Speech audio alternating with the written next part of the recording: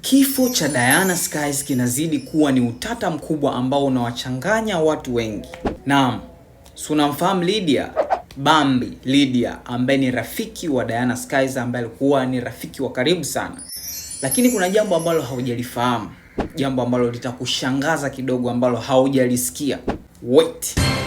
Kabla tujaendelea na story, nina ombi moja tu. Naomba usikilize wimbo wangu mpya ambao unaitwa Valentine. Unapatikana kwenye YouTube. Bonyeza link hapo juu, utakupeleka moja kwa moja na unasikiliza na una subscribe na comment na ushare na tumie kwa wapenzi wenu. Anyways, so tuendelee guys. Ni nani ambaye anamfahamu mtu anaitwa Sean K? Sidhani kama unamfahamu. Alikuwa ni jirani anayekaa na Diana Skies. Inaonekana Diana Skies alimwambia Sean kwamba baada ya muda fulani, kama sitotoka nje ya nyumba, ninaomba uje uangalie kitakachokuwa kinaendelea. Inachanganya na inashangaza. Wait, hicho sio peke yake, hakijatosha. Baada ya Diana Skies kuingia kwenye apartment yake, alikaa muda mrefu kimya. Kwa sababu Sean K alikuwa anafahamu kwamba rafiki yake ameingia ndani ya apartment na amekaa muda mrefu kimya, ikabidi afanye jambo moja. Jambo alilofanya, Sean K alipiga simu kwa polisi na kusema kwamba rafiki yangu yuko ndani na simuoni kama akitoka nje, nina hofu kwamba amefariki. That's the problem. Hapo ndipo palipo na utamu. Kwa nini aseme kwamba rafiki yangu huenda kimemkuta kitu ndani? It means alikuwa anafahamu kwa kilichokuwa kinaendelea kwa Diana Skies. Na mtu ambaye amemreport Bambi Lydia, rafiki wa karibu wa Diana Skies, ni Sean K.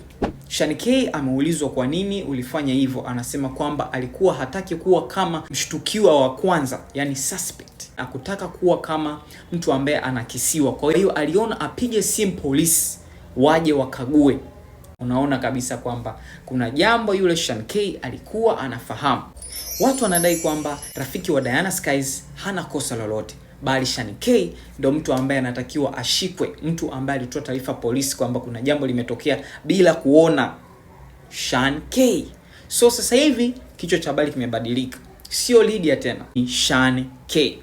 Na watu wengine wanadai kwamba kwa nini wasishike simu ya Diana Skies, kagua simu hiyo imewasiliana na nani, location zake ndani ya masaa 24 kabla ya kifo chake. It means kuna jambo nyuma limetokea. Na wengine wanadai kwamba huenda linahusiana na mambo ya mapenzi.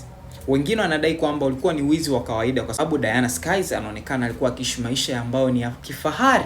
So wezi kama wazi wengine na majambazi walitaka kuiba baadhi ya vitu. So utafiti unaendelea, nitakurudia kwa ajili ya muendelezo. Otherwise, kitu ambacho naomba ufanye, ninaomba usubscribe kwenye YouTube channel yangu na usikilize wimbo mpya wa Valentine kwa ajili ya wapenzi wako nimeimba mimi, na usubscribe kwenye YouTube channel yangu kwa taarifa zaidi na story tofauti kama hizi. Otherwise, thank you. Love you out guys. Take care. Me you forever. Ambona masingo mtasema simlini cheka, oshenzi uko nyuma lichezea fursa, wakanyumiza walinionea, ile sasa Mungu Baba ameniona, nimenona, wewe ni wangu.